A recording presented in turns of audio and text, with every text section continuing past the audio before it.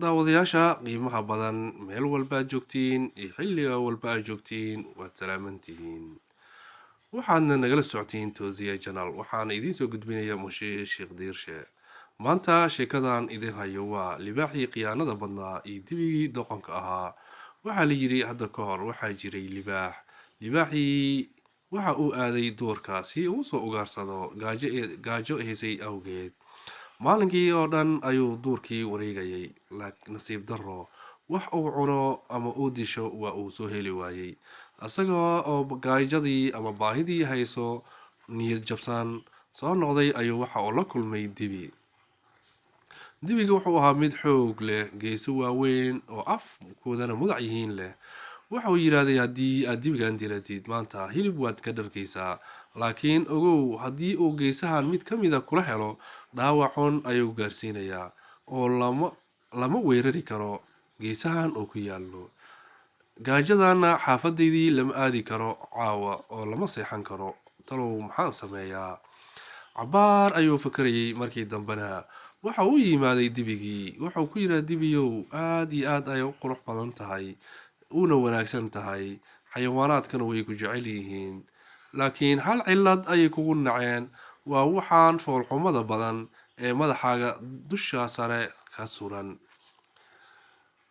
qiimahaagii iyo sharaftaadii iyo wanaagaagii iyo caqligaagii waxaa baabi'iyey waa geesahan. sababtoo haddii cadow oo na soo weeraro aan cararno aan damacno meel cariiri inaan ka baxno, adigu kama bixi kartid oo geesahan ayaa meelaha oodaha iyo geedaha qabsanayo, kadibna cadowgii waa uu kusoo gaarayaa. taada kale quruxba kuma lihid oo waad ku fool xun tahay. dibigii hadalkii libaaxii ayuu la dhacay, waa uuna rumaystay. wuxuu yidhaahday niyo walaal jiro ayaa tahay, hortaa wax taladan i siiyey ma aysan jirin, waadna ku mahadsan tahay talada wanaagsan aad i siisay. anigaana geesahan xal u geeni doono si aan u yeesho saaxiibo badan. libaaxiina wuxuu yidhaahday sidaas ayaa kuu wanaagsan, xayawaanaadkao dhan siday hadda kuu jecel yihiin ka daran ayay kuu sii jeclaanayaan, wayna kula saaxiibayaan. libaaxii wuu ka tegay isaga oo meel ku dhuumanayo. dibigiina wuu soo baxay oo waxa uu soo aaday meel buur ah oo dhagax lahayd.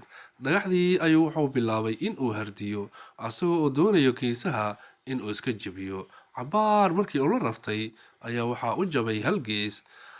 xanuun badanna waa uu dareemayay. xanuunkiisii ayuu u adkaystay. kii kalena wuxuu bilaabay in uu derbiga la dhaco. siduu derbiga ula dhacayay ayuu geeskii kalena jebiyey.